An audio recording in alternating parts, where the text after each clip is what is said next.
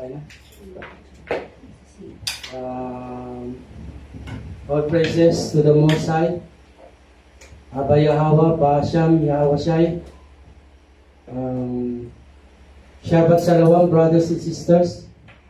To all our True Nation Israelites congregation na nagkalat sa iba't ibang bahagi ng mundo. In United States congregation, to all our bishop and elders, happy Sabbath. At sa Cebu, Mindanao, Korea, Ghana congregation, happy Sabbath to all of you. At sa darating na March 31, advance Happy New Year, Yasharala. Ako po si Brother Art at ang aking anak na si Trophy. Hello. Shabbat Shalom.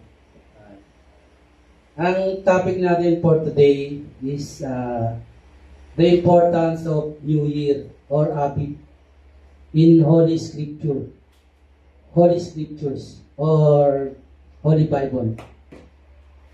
Kasi di ba sa panahon ngayon, kanya-kanya tayo sa pagse-celebrate ng New Year. Kasi sa mga Christian at Catholic, ang New Year nila January 1. At saka yan yung pinaka-popular na New Year, di ba? Halos lahat ng tao sa mundo sineselebrate yan, yung January 1. Tapos meron namang ibang New Year, Chinese New Year naman. Sineselebrate yun tuwing February naman yun. Sa Islam naman or Muslim, meron silang Hijri New Year. Every June or July naman yun. Pero ano ba talagang totoong araw ng sineselebrate ang New Year? At bakit napakahalaga nito sa ating buhay? At kung naniniwala tayo na may Diyos or Creator na siyang gumawa ng langit at lupa, di dapat natin alamin kung ano ang mga kanyang mga ginawa. Kung kailan niya itinakda ang lahat simula sa umpisa at hanggang wakas.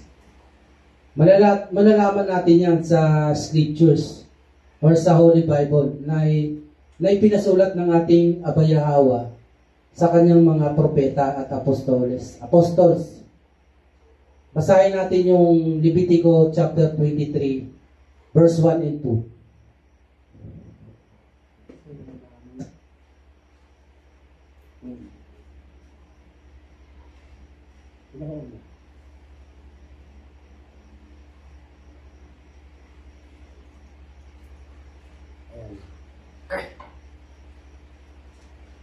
Chapter 1 and 2.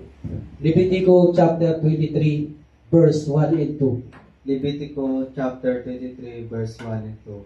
Sinabi ni Yahweh kay Moises, ipayag mo sa mga Israelita ang mga pistang itinakda ko. Ipinangingilin nila ang mga banal na pagtitipong ito, at magkakaroon sila ng banal na pagpupulong. Yan, ang sabi dyan, every year or bawat taon, may tinakda sa atin ng Diyos, ang ating Aba, na mga pista. Ipangilin daw natin ang mga iyan at magsalo-salo para sa banal na pagtitipon. Katulad nung nasa Katoliko pa tayo, di ba? Taon-taon marami tayong sineselebrate na pista eh. Tulad nung Valentine's Day, o araw ng mga puso. Di ba? Taon-taon yan.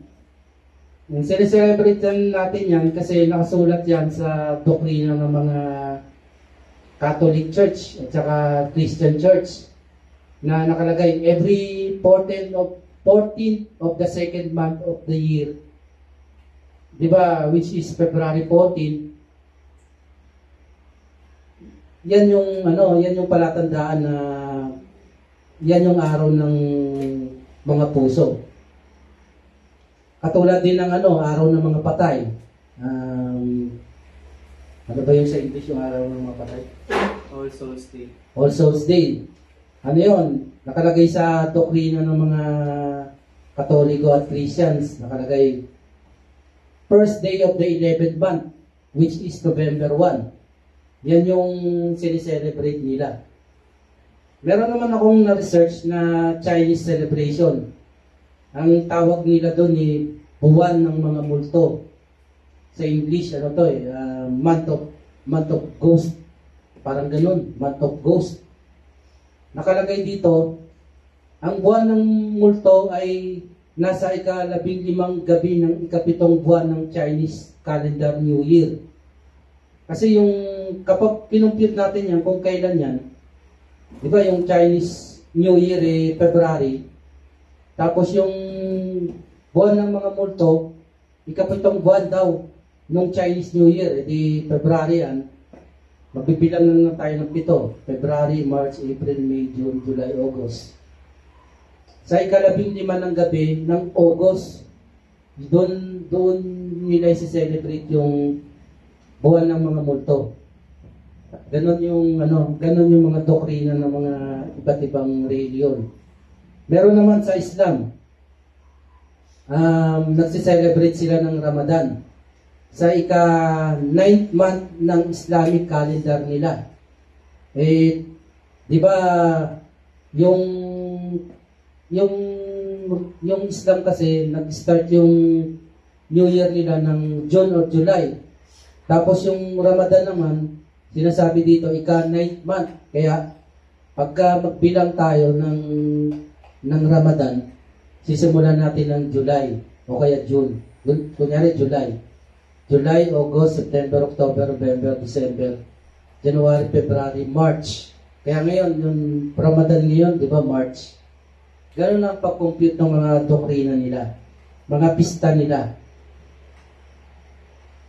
Kaya, di ba? Kaya napakahalaga ng New Year. Kasi diyan natin pinaplat lahat ng mga pista natin. Di ba? Pero yan ba yung sinasabi ng ating Aba na pista na dapat nating takdain or ganapin or i-celebrate? Basahin ulit natin yung Leviticus chapter 23 verse 1. Verse 1 and 2. Basahin ulit natin yun. Leviticus chapter 23 verse 1 and 2. Sinabi ni Yahweh kay Moses, ipayag mo sa mga Israelita ang mga pistang itinakda ko. Ipinangili nila ang mga banal na pagtitipong ito at magkaroon sila ng banal na pagpupulong. Ayan, sabi dyan, every year or bawat taon may tinakda sa atin ng Diyos. Pista. Ipangili daw natin yon at magsalo-salo tayo para sa banal na pagtitipon. Kaya dapat natin malaman kung ano-ano mga pista na tinakda ng ating Aba Yahweh. Kasi kung magse-celebrate tayo ng hindi naman niya itinakda, at lalong-lalo na siguro yung gusto niyang gawin natin ng mga pista, hindi naman natin ginagawa, di ba? Ano bang sabi niyan sa unang utos? Yung 10 Commandments. Basahin niyo natin.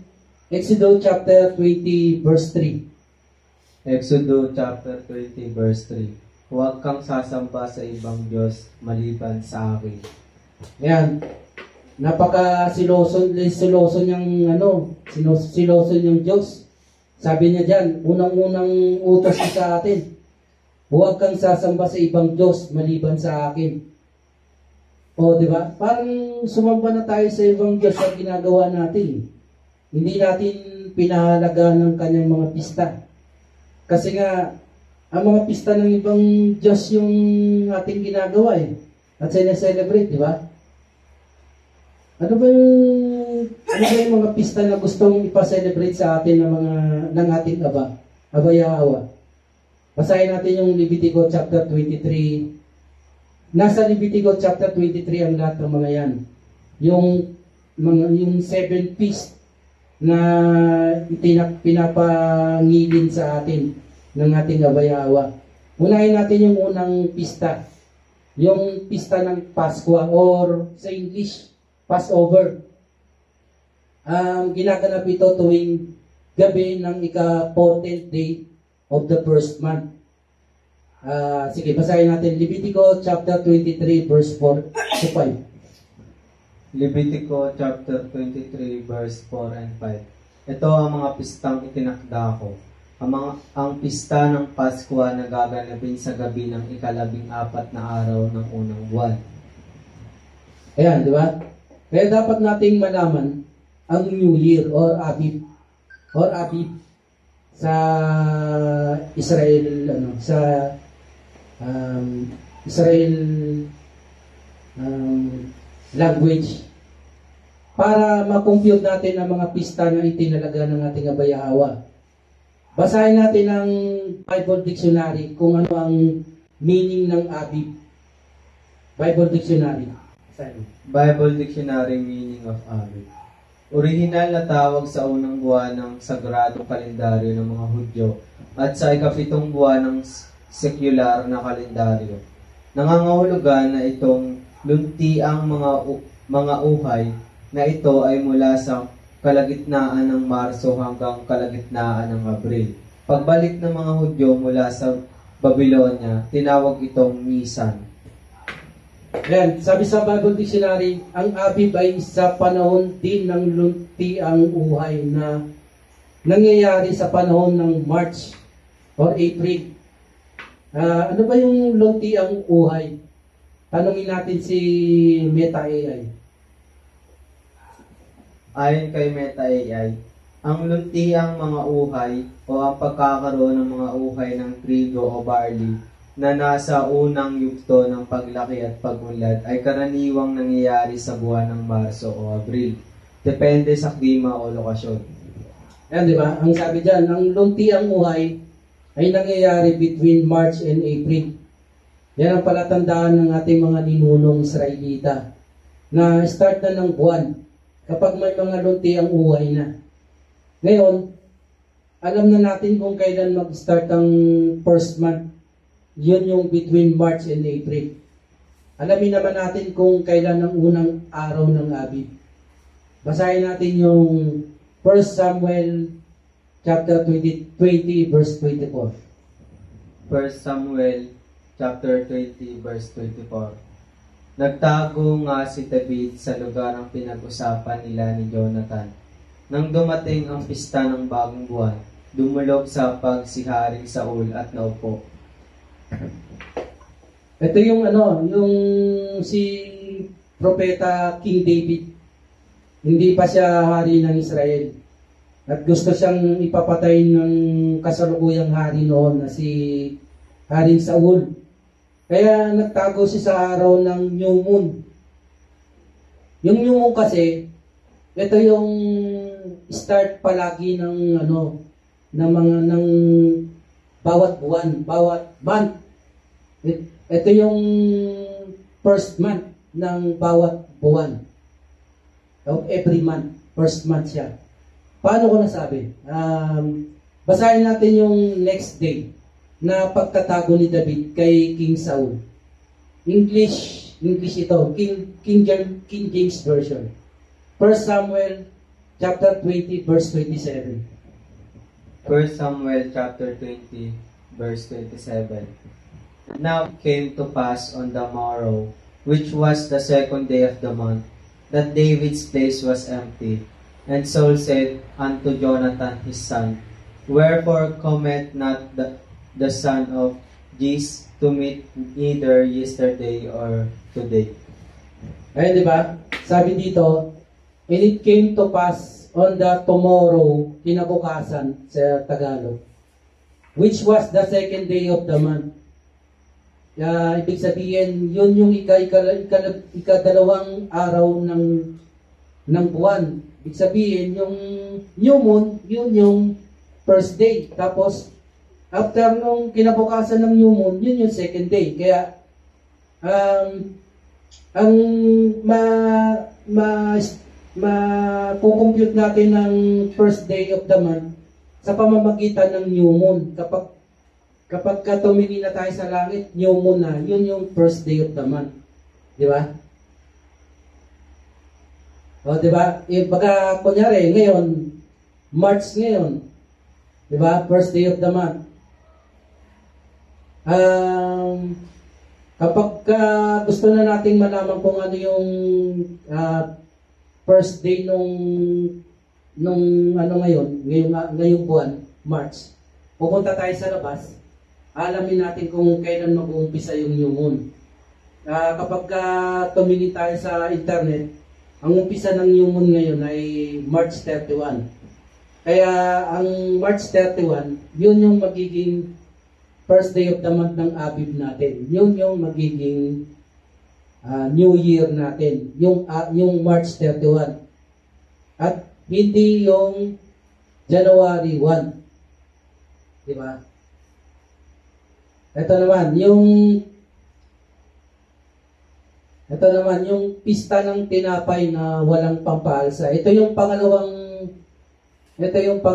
ng ating abayawan na pista na pinapagawa sa atin. Pista ng tinapay na walang pampaalsa. Or sa English, Feast of Unleavened Bread. Ginaganap ito tuwing ika-15th day of the month, of the first month. Kaya kunyari ngayon, March 31, alam na natin na March 31 yung New Year.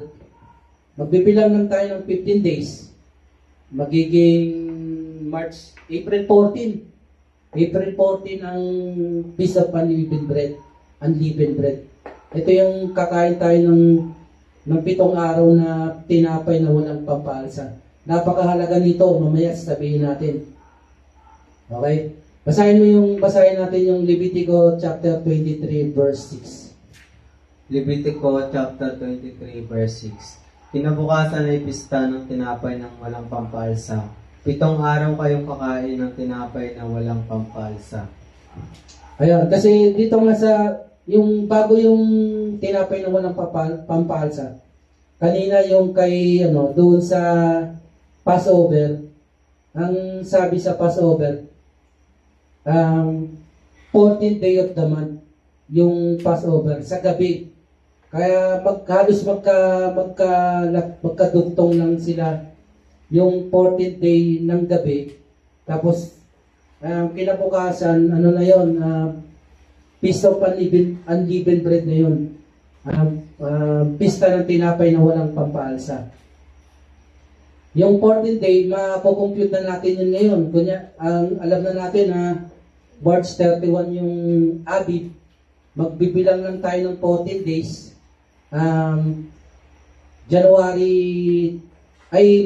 April 14. Yun yung magiging Passover. Tapos, April 15 naman yung magiging Feast of Unleavened Bread.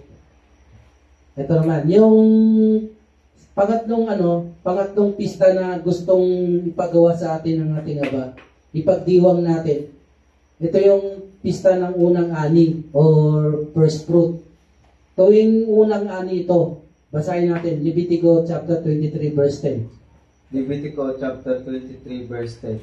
Sabihin mo rin sa mga Israelita na kapag naroon na sila sa lupaing ibinigay ko sa kanila, tuwing anihan ay magdadala sila ng pari ng isang bigkis ng una nilang ani. Ayan, yan yung ikatatlong pista ng ating abayawa. Yung pista ng unang ani or first fruits. Nangyayari yan tuwing unang ani. Pang-apat na pista ng pag-aani or Pentecost. Isa-celebrate yan tuwing ika-50 days mula Abib or New Year. Yung kanina nga, di ba, na-compute na natin yung first day of the Abib. Yun yung March 31. Magbibilang lang tayo ng 50 days. Malalaman na natin kung ano yung araw ng Pentecost. Basahin natin, Levitico chapter 23 verse 15 and 16. Levitico chapter 23 verse 15 at 16. Mula sa kinabukasan ng araw ng pamamahinga, araw ng pagdadala ninyo ng bigkis na ani, magpapalipas kayo ng 7 linggo. Ang ika-50 araw ay tatama sa kinabukasan ng araw ng pamamahinga. Sa araw na iyon, magdadala kayo ng handog na pagkaing butil.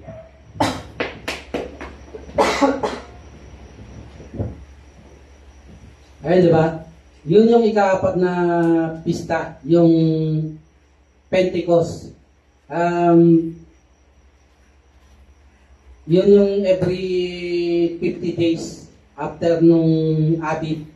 Kaya napakahalaga ng malaman natin ng New Year ng ating Maylika kasi para masunod natin ang mga takdang araw ng mga pista na gusto niyang ipa-celebrate sa atin.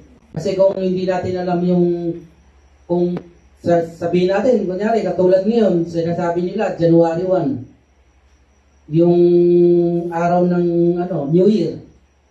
Hindi mali na yung computation natin kapag sinabi 50 days.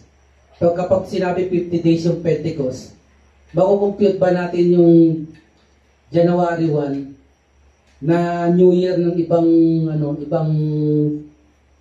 religion? Hindi natin makukompute kasi mali na yung New Year na yung New Year na ginanap natin. Sa ikalimang pista, Feast of Trumpet, Memorial of Blowing of Trumpet. Nangyayari ito tuwing ika-7 ng buwan. First day ng ika-7th month. Basahin natin Leviticus chapter 23 verse 24.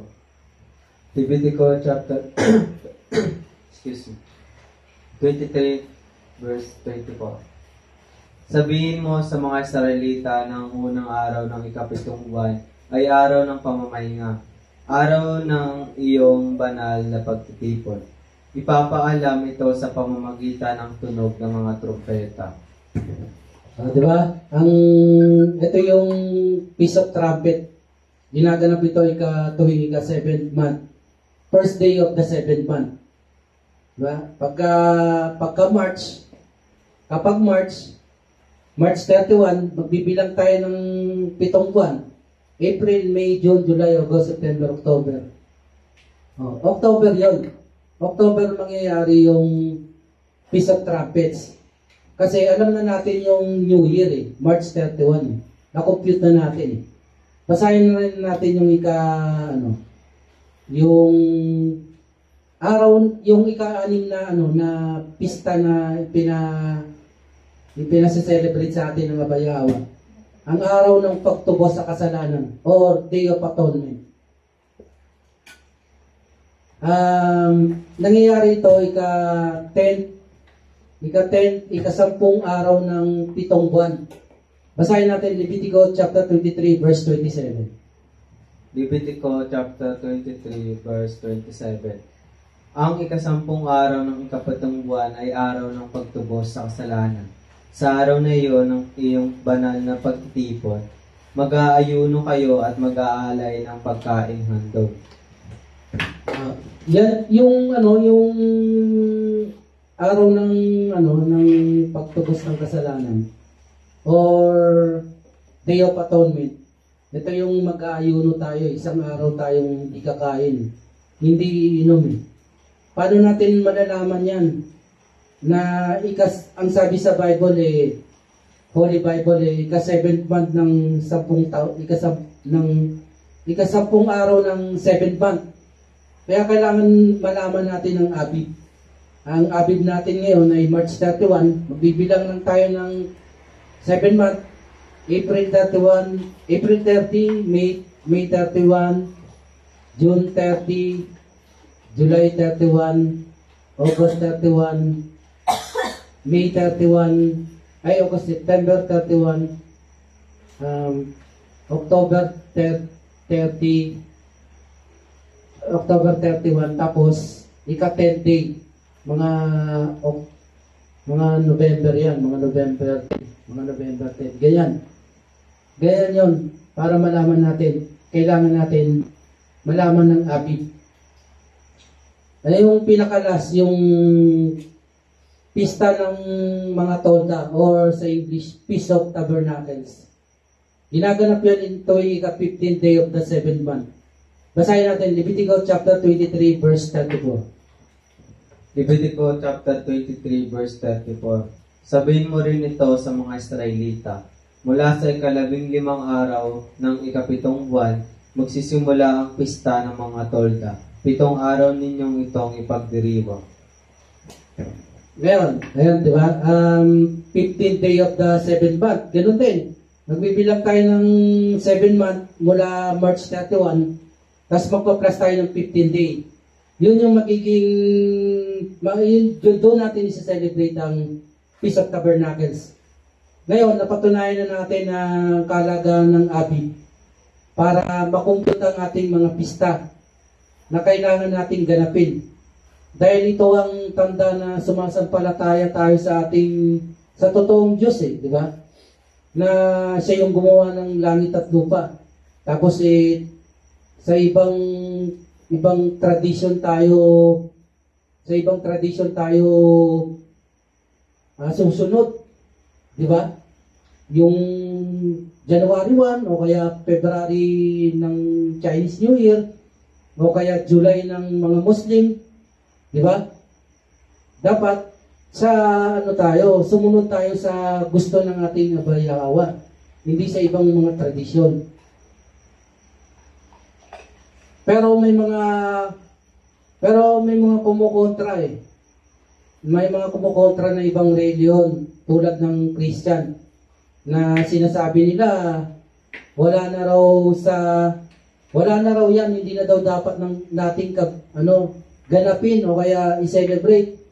Kasi new covenant na raw tayo na yung covenant ni Kristo, ni Yahweh siya or yung pangalan na sinasabi nila Jesus Christ. Diba? Sabi doon na kapag sumampalataya daw tayo kay Kristo, okay na raw yun. Hindi na natin kailangan yung mga batas. Yung mga tuntunin at saka yung mga law ng ating Abayawa. Diba?